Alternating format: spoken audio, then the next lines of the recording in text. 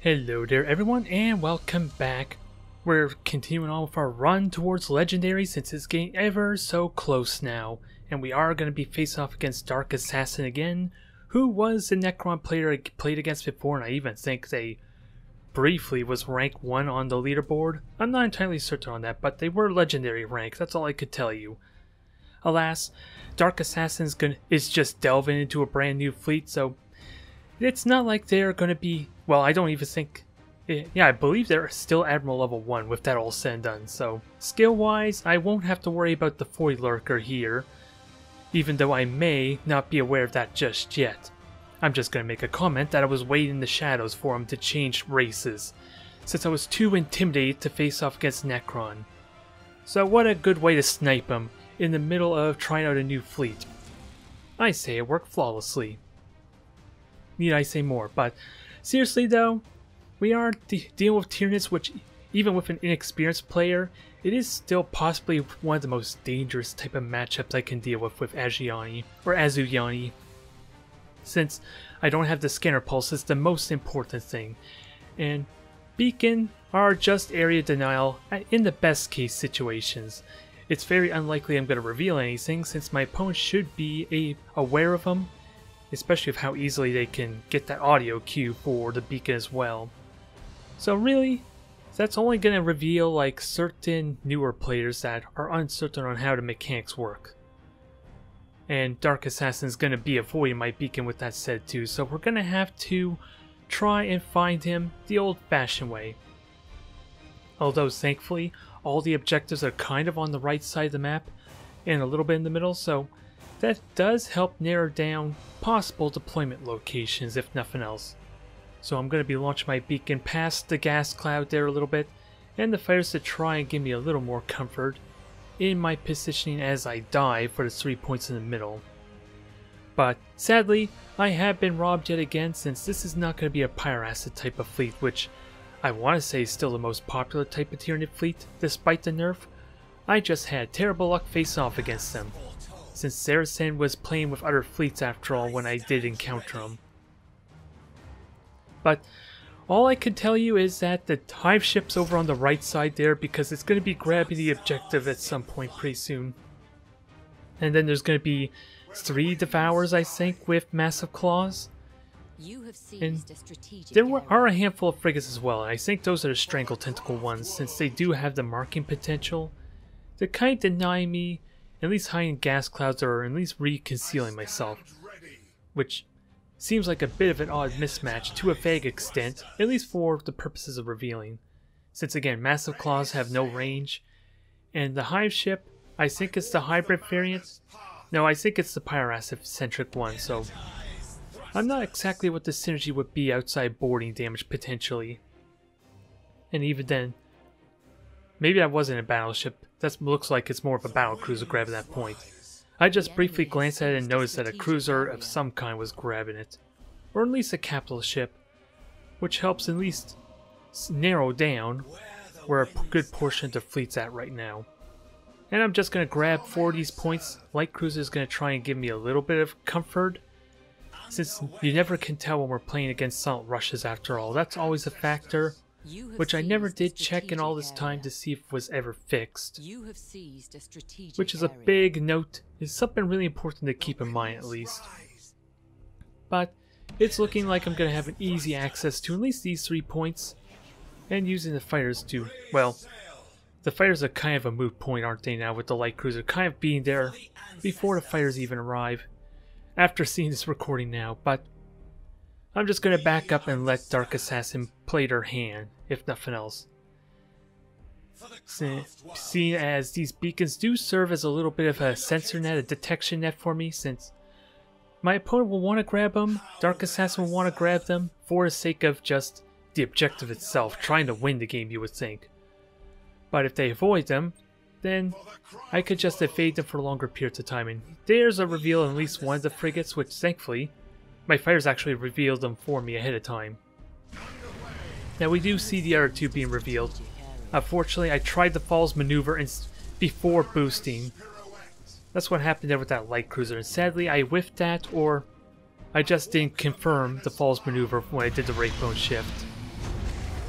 But either way, 3 frigates are pretty much dead immediately. Good god, did you see the number of fire assaults on that thing?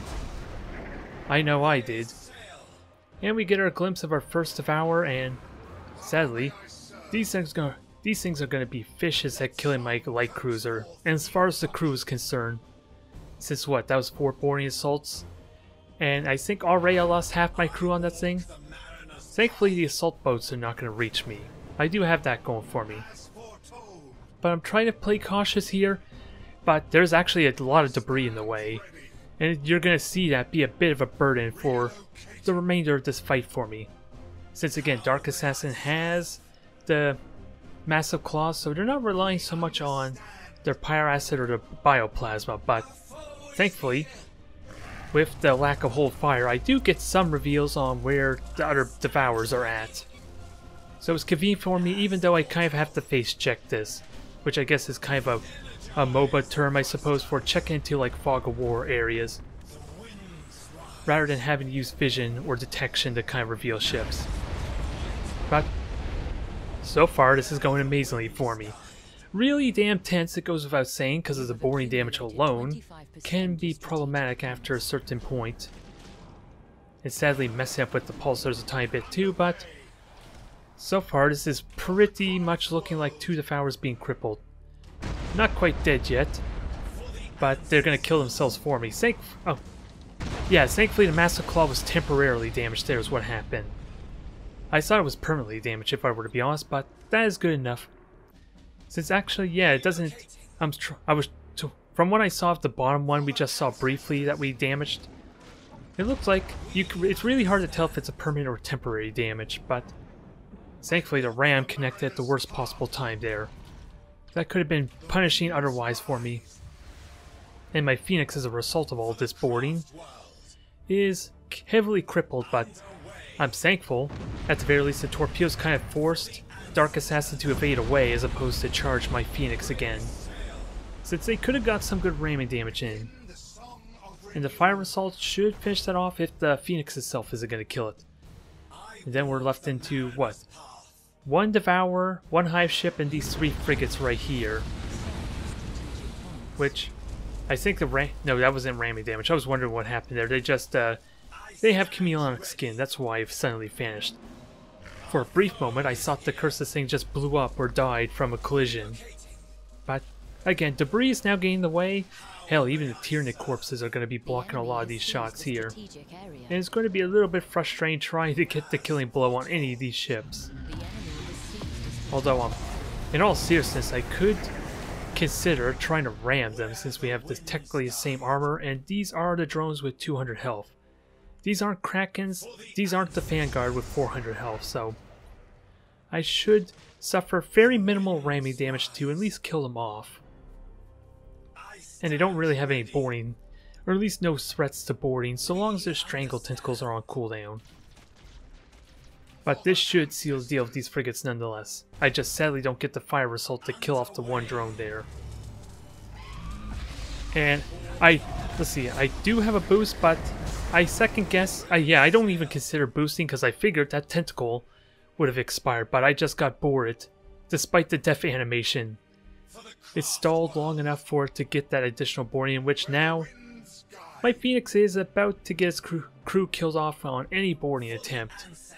It actually would only need 2 boarding assaults if I don't have cold arms.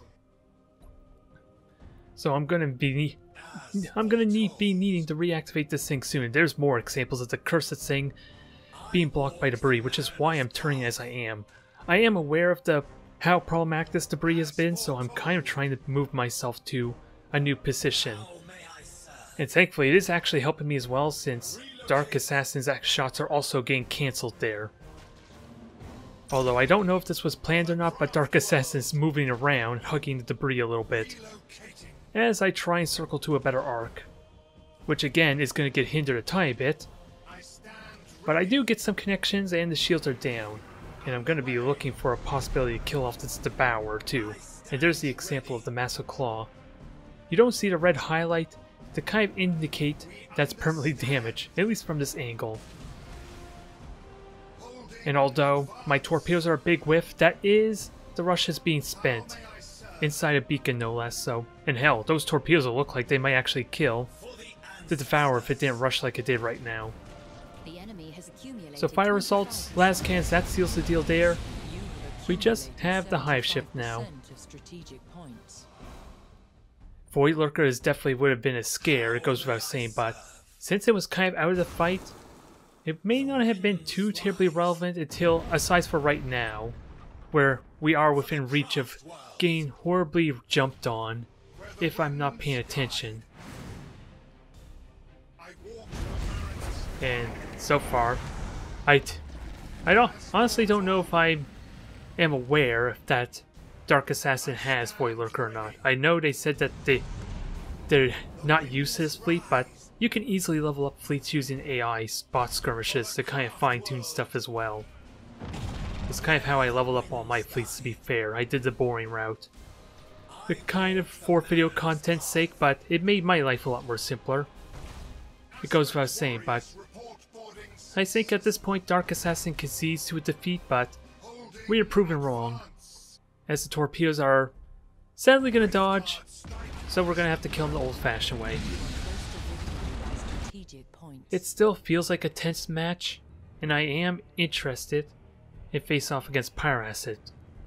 Since in all honesty, I feel like it can be pretty simple to dodge those shots at 9,000 range, but you have to do that like every 3 seconds, just zigzagging back and forth, so it is tedious and difficult to pull off against a massive fleet full of Pyracid.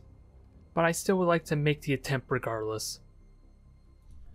Alright, match number 2, we're face off against the Imperial Navy yet again. And this opponent is definitely going to be a bit of a different one. For even after this match, I'm not entirely certain what their fleet composition was. They do have a micro warp jump on their battleship, which is a Retribution, but I'm hoping it's a Retribution. It's like I said, I don't honestly remember what this entire fleet is, since most of them are actually light cruisers. There's 3, maybe 4 light cruisers that are going to be silent running and trying to ambush me and get in my face ideally, with 2 Tyrants and then the battleship, which is going to be deployed on the far left there, and then just preemptively hide in that gas cloud until necessary. So at the end of the day, I am trying to understand the strategy and the mindset there a little bit. But it's going to be interesting since my opponent's going to effectively push me aggressively, and given the objective placement, it's probably a good idea since there are 3 points that they can get access to. Since I don't really have a whole lot of need to go push to their half of the map, unless I'm feeling bold enough to let my light cruiser sneak around in the back. That might be the exception there, but I'm content with this deployment. I'm happy with this layout otherwise.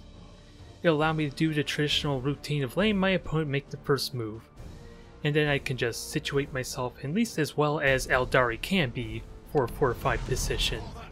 Since after all, you need to be constantly moving. It's a little bit tricky to turtle down, or at least, yeah, turtle up in a specific location, isn't it now? Either way, I look at these three icons, these 3 blips, and I don't have the slightest clue what I'm up against here. You even see me changing my... I believe you see me changing my critical hit priority multiple times throughout this, especially once I realize the battleship's on the left when it grabs the objective. But otherwise, everything is as I already hinted at. I'm going to grab 3 points. There's a good amount of downtime as usual, although with Rape Bone Shift, it is entirely possible I can dive bomb my opponent really aggressively. We've kind of seen with some of my opponents, especially with Drukhari, with how quickly they can not chase, but get across the map.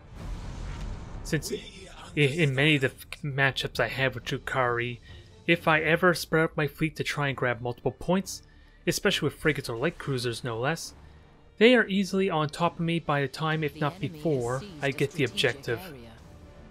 So I could play seriously aggressively, and here's the boarding parties I saw before, or not before, but for the light cruisers, since I'm not exactly sure where those ships came from. I only know it was like 2 squadrons of boarding ships. And then we are going to get some reveal of the frigates here. I'm going to actually boost to try and kill off effectively. Ideally, I tried to get the light cruiser back to try to avoid it getting detected when I realized there was a light cruiser around, but wasn't meant to be. It got revealed, but I do get to frig it easily enough. I accidentally fire my torpedoes, which almost bite me in the ass a tiny bit. With a little bit of maneuvering, a little bit of dancing around, I can easily evade these torpedoes since my ships are incredibly narrow. With that said, outside of maybe that Phoenix. Depending on what the hitbox is like, that's always the uncertainty with some of these ships. But they're going to do no damage. I don't even know if they were melt or regular torpedoes with that said. And then otherwise, I'm still wondering what their fleet is since I did see the one assault party, or the assault ships. No, oblivious to where they were. And I'm just, again, there's no real need for me to get aggressive, especially since I don't see the battleship now. I don't see that as a red flag for a micro warp jump, but there isn't really no need for me to engage either. And there's, again, the assault parties, and this time I'm convinced there's something on the right. I just don't realize it's like 4 light cruisers until they start boarding and docking there, which we're seeing right now on the far right. I'm at least tipped off to their location, but they are also dauntlesses over there as well. To kind of make things worse, especially with their A3 armor if they ever get to ramming range. But that does them little good if they don't have the fire support to protect these ships. Since already, even with engine critical, the engines being prioritized? I didn't get quite the critical hit I want, but we destroyed practically everything else. Torpedoes are gone, deck's gone. Pretty much destroyed everything, and here comes the Retribution. Is it? Or is it an Emperor? Honestly, I can't honestly remember. I'm pretty certain actually maybe. I'm trying to look intently there. It's hard for me to tell since my window's a little bit smaller watching this recording. But it does have supercharged void shield, so I try and disengage, although it does burn 2 of my ship's pulsars, but that's where the second wave comes in to kind of start putting the pressure on, and las cannons are going to help immensely for constantly chipping it down while I'm waiting for the pulsars to come back up. So now it's primed for a lot of additional damage. Actually, it is a Retribution, okay. I was convinced it was a Retribution, but for some reason there was that little doubt in my mind. I guess that's probably hinting on what happens to this poor ship, isn't it? If I honestly can't remember what the damn thing was. Since, again, my opponent's going to get aggressive, the light cruisers are hidden in the fleet. No clue where they are aside for the dauntless torpedoes they just launched. And I'm going to continue my attention here. And with the 2 charge, I don't even think I noticed these torpedoes so much because I fly right through them and the point defense kind of do their thing without me trying. And again, not even planning on prioritizing the deck, but that's what we're getting. We're dealing half their damage and morale almost instantly from these critical hits. And ideally, for the sake of Maelstrom, I would love an engine critical. Yeah, an engine critical hit right now. So I'm gonna have to make do with their combustion gauge being burnt out. Since I was keeping tabs on waiting for when they used it for a long period of time at least. And thankfully I timed this out perfectly for the supercharged void shield to go down. It soaks a lot of damage, which is why I feel like supercharged void shield can be an amazing skill to use against most, if not all, the Eldari fleets. It's again just stating the obvious fact that I've been stating multiple times despite the botched torpedo shot. Speeder crystal lenses makes the supercharged void shield kind of obsolete. So long as the Phoenix can keep hitting, I don't have to worry about these pulsars being mitigated at a moment's notice. And the light cruisers are committing to their close range charge, and I am, for lack of a better term, wedged into a corner for once in my entire time, it feels like. With my time with the Asuryani. I'm stuck in a corner and there's not a lot I can do about this, especially with my Wraithbone ship already being burnt. But thankfully these are not Corsairs, these are not Drukhari, and we're going to get first-hand demonstration on how resilient these ships can be even with the dedicated ramming that at least the light cruisers are able to do. Since I was caught completely flat-footed on their position, since I assumed they were with the Tyranids in the battleship all this time, but the fact that they have no resistance at all they're not even I didn't even prioritize any critical hits to add insult to injury. These things are getting murdered incredibly quickly. And hell, the Defiance on the right there with the Mutiny has like no weapons at this point with the temporary damage. Hell, I think we got a critical hit on everything on that damn Dauntless, or Defiance rather. It's a little ridiculous.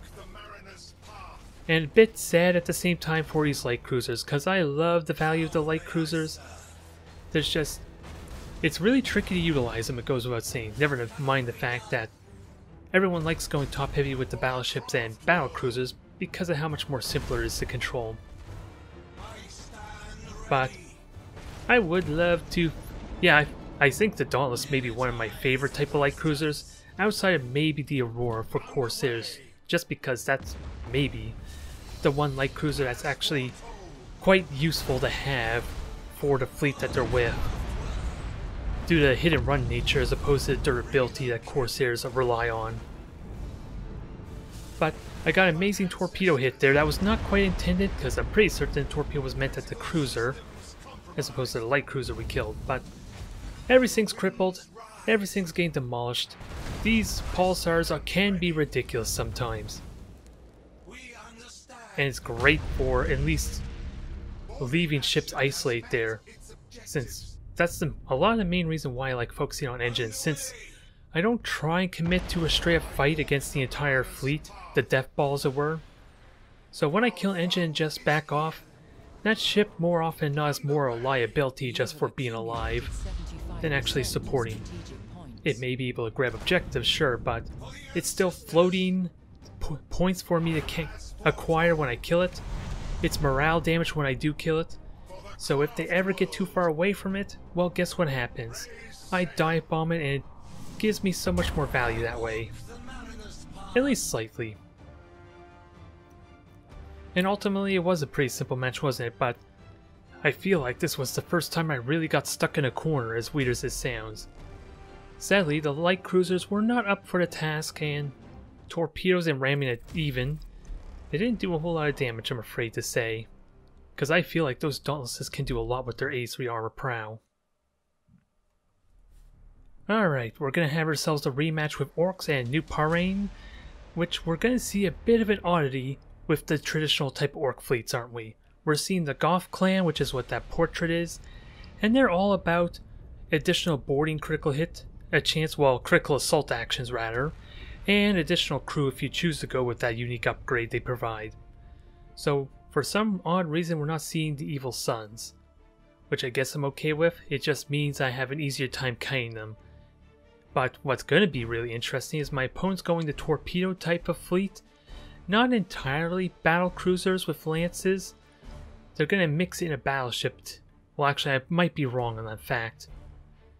I'm trying to compare it to my torpedo lance fleet that I utilized a couple times with Orks, but that was a Death Skull sub-faction fleet. But it is technically going to be the same kind of fleet as I used back then, and they're even going to be utilizing the slowdown speed or speed reduction on lances, as well as the 50% chance to ignore my hull fields.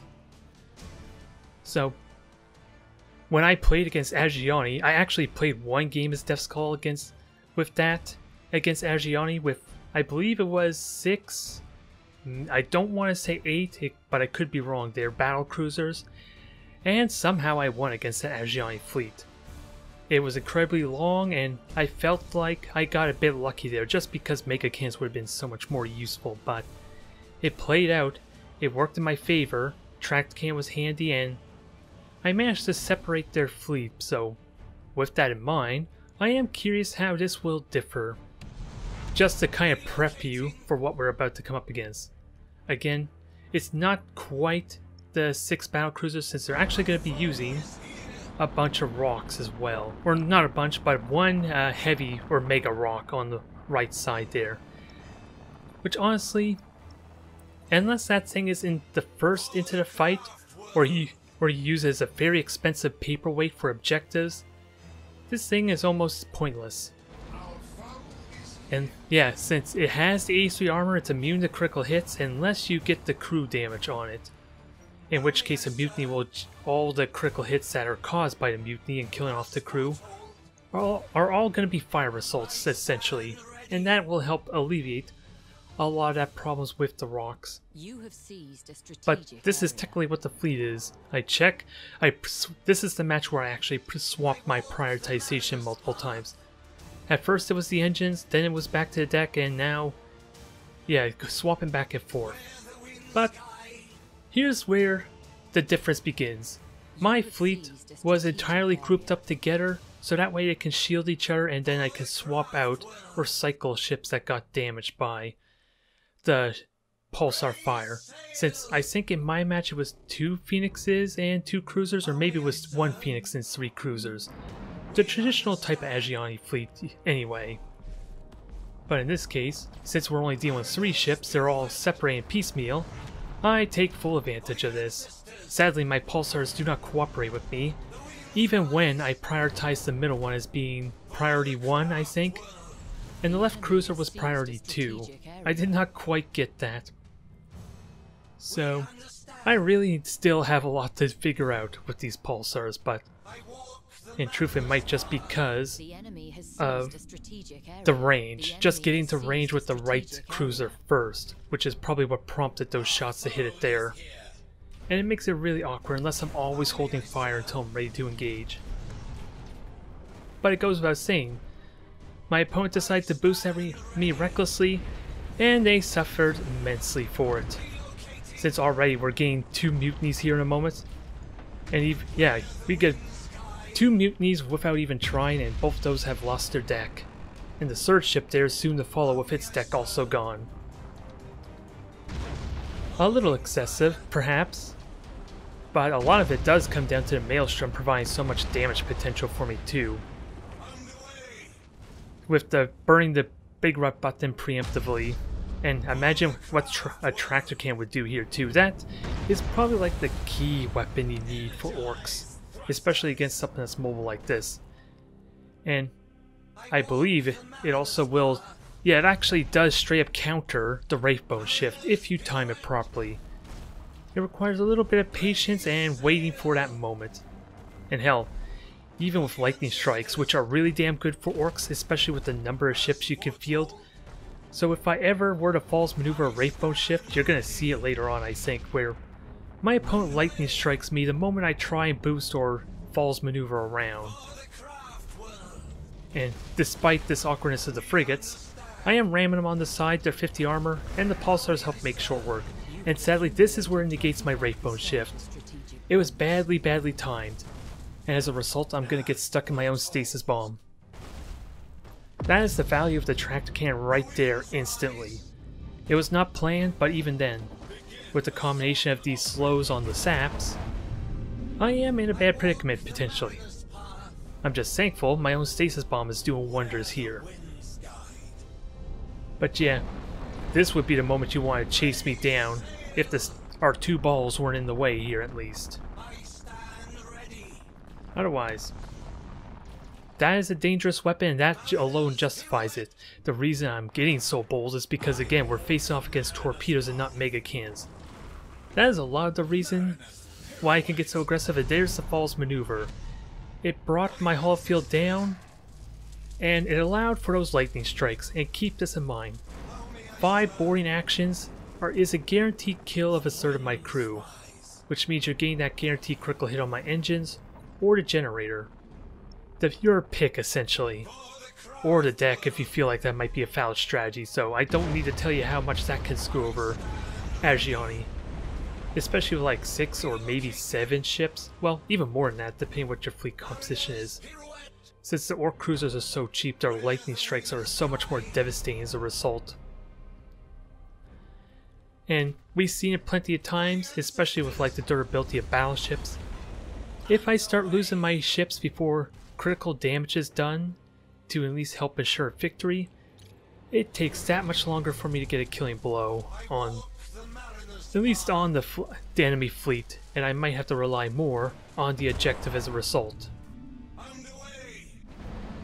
But so far, the lack of mega cannons and all the decks basically being destroyed has me in a nice comfortable position.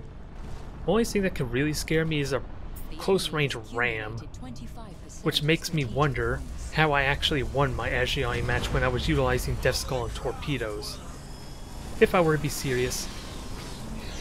Because Mega Cannons are popular and the most prevalent type of weapon you go for as Orks for a reason.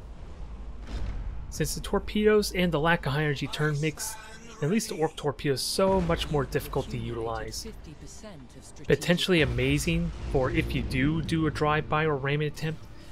You fire your torpedoes, ram, and then you can use your heavy cannons on the side. I think it's the idea with those type of fleets, but it's not very practical, especially with how easy it has been just dodging and evading the Ork fleets. So it is a simple match for that reason, but it is something I do like the possibility of, if for no other reason than the slowing saps. Sure, the torpedoes are questionable, but that's mainly because you can't get access to a lot of sap cannons, outside of like a single one on the battleships, if you want the mega cannons. So, at the end of the day, this rock, which should have been in the front of the pack, my opponent should have been waiting patiently for that to serve as a distraction. So, it can basically just murder everything. And I'm trying to remember, did I actually alt-tab out? I don't know what happened there. Now, this is a match I'm sure everyone's eager to see, but I'm eager to show it for another reason, because I am doing another different type of added experiment. Something new that I, if truth be told, I had in mind for specifically the 6th Strike Cruiser fleet. I am going to be utilizing a completely different skill you would not think has any practical use. And when you think about it, if I can utilize it properly, hopefully you can see what I'm trying to get at. I'm not going to explain too much, but I am interested in seeing what it does. Tell me what you see, or well, I haven't actually picked the skill officially, but I do try something that, well, I'm going to stop teasing you. I'm going to use the Auger Disruptor Bomb.